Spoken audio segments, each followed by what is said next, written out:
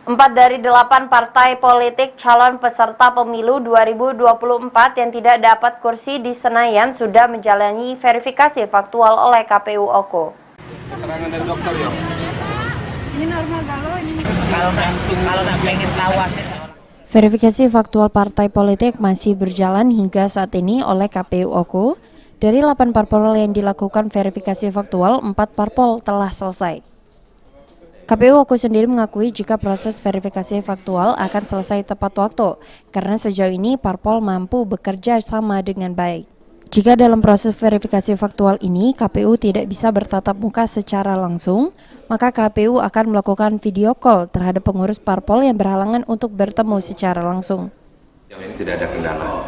Nah, jadi kalau untuk partai tadi ya, yang sudah selesai itu Partai Garuda, Partai Hanura, Partai PSI, dan Partai PBB. Yang sudah selesai kemarin, sudah kita laksanakan.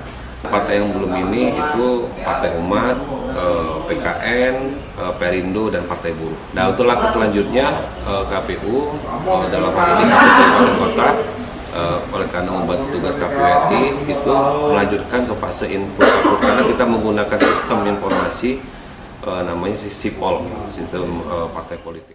8 parpol yang dilakukan verifikasi faktual ini dinyatakan MS atau memenuhi syarat administrasi sesuai yang ditetapkan KPU RI.